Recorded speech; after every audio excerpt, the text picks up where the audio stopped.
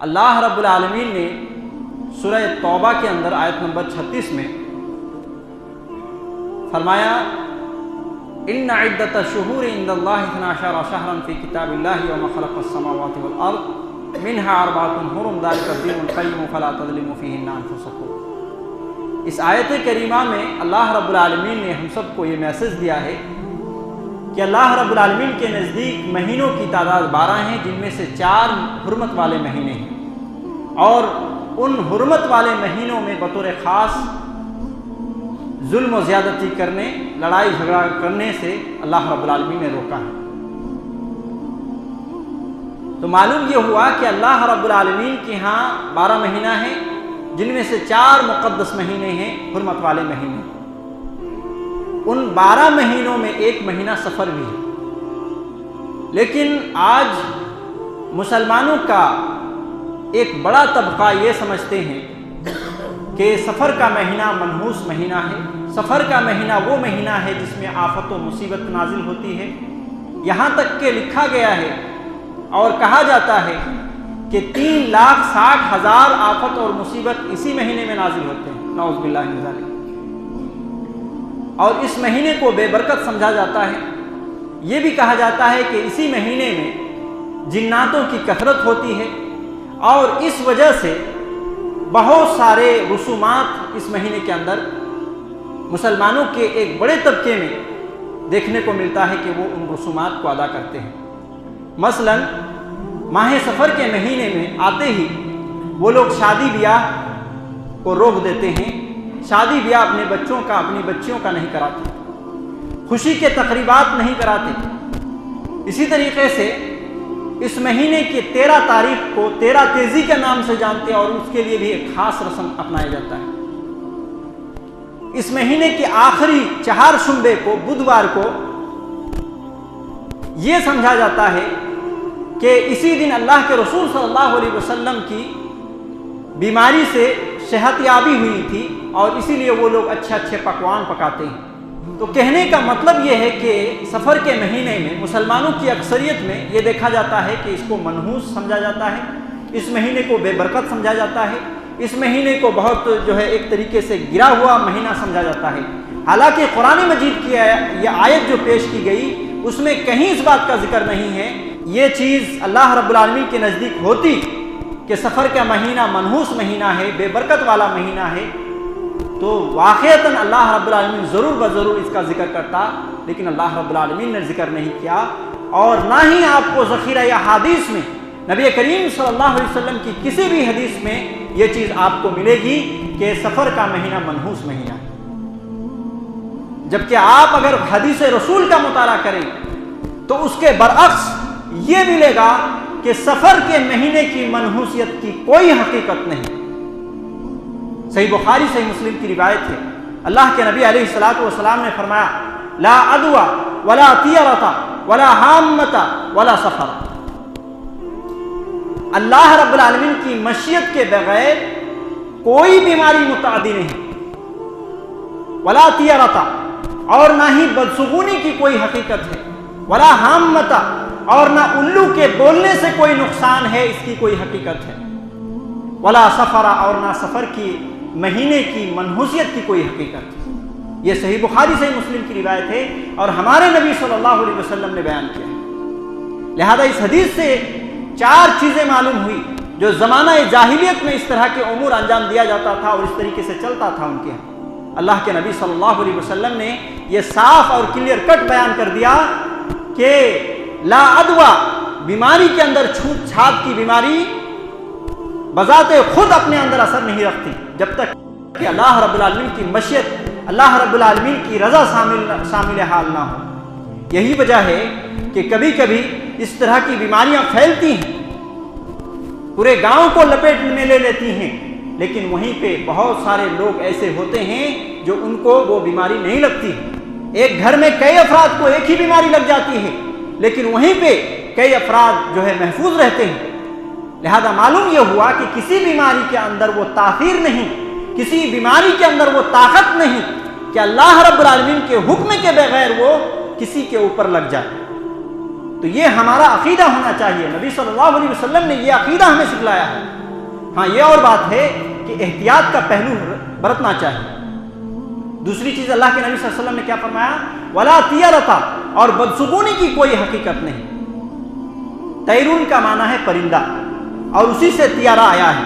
زمانہ جاہلیت میں یہ ہوتا تھا کہ لوگ جب بزنس کے لیے نکلتے تھے، تجارت کے لیے نکلتے تھے، یا یہ کہ لڑائی کے لیے نکلتے تھے، یا کسی اہم معاملے کے لیے نکلتے تھے، تو ان لوگوں میں یہ ایک بدسگونی پائی جاتی تھی۔ وہ اس طریقے سے کام کرتے تھے کہ وہ جھاڑوں کے یہاں چلے جاتے، درختوں کے یہاں چلے جاتے، اور دیکھتے اگر چڑیا وغیرہ بیٹھی ہے تو اس کو اڑاتے، کسی بھی طریقے سے، یا تو زور کی آواز دے کر اڑاتے، یا تو پتھر وغیرہ مار کر کے اڑاتے۔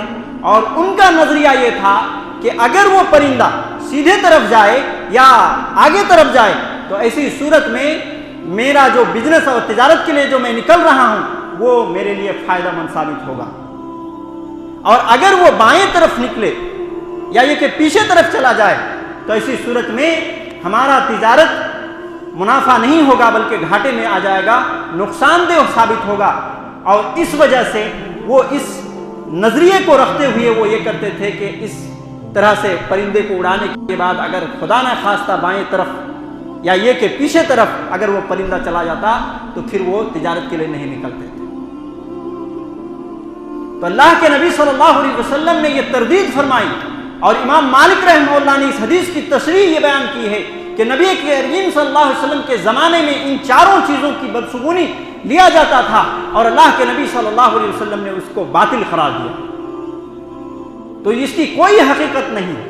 اب پرندے سیدھے اڑے کہ بائیں طرف اڑے، اس کے لیے آپ کو نفع نقصان مل جائے، یہ کہاں کی عقل مندی کی بات ہے؟ نفع نقصان کا مالک اللہ رب العالمین کی ذات ہے۔ وہ پرندے کے سیدھے طرف اڑنا، آگے طرف اڑنا، پیچھے طرف اڑنا یا بائیں طرف اڑنے سے اس کا کوئی کنیکشن نہیں ہے، کوئی مطلب نہیں ہے۔ نفع ہوگا تو اللہ رب العالمین کی جانب سے ہوگا، نقصان ہوگا تو بھی اللہ رب العالمین ہی ہے۔ تو یہ حقیقت ہے۔ تو یہ جو نظریہ رکھا جاتا تھا تو اس کی تردید کی گئی۔ تیسری چیز اللہ کے نبی علیہ الصلوۃ والسلام نے فرمایا ولا حامۃ، اور نہ الو کے بولنے سے کوئی نقصان ہوتا ہے، اس کی کوئی حقیقت نہیں۔ الو کے بولنے سے زمانہ جاہلیت کے اندر یہ عقیدہ رکھا جاتا تھا، ان کے دلوں میں یہ یقین بیٹھ گیا تھا کہ الو اگر کسی کے گھر میں وہ آواز کرنے لگے تو ایسی صورت میں اس کے گھر میں مصیبت آنے والی۔ اور دوسرا مفہوم یہ بھی سمجھا جاتا تھا، بعض اہل عرب یہ بھی سمجھتے تھے کہ جس گھر میں الو بیٹھے اور بولنے لگے، وہ چلانے لگے، تو اس گھر کے جو مقتول لوگ ہیں، ایک ہوتا ہے قاتل جو قتل کرنے والا ہوتا ہے، ایک مقتول یعنی جس کو قتل کیا گیا ہے، تو جو اس گھر کے جو مقتول لوگ ہیں اس کی روح اس پر آئی ہے، اور وہ جو ہے ان کے گھر والوں کو اکسا رہی ہے کہ قاتل کا تم بدلہ لو۔ تو اس طرح کے نظریہ رکھتے تھے۔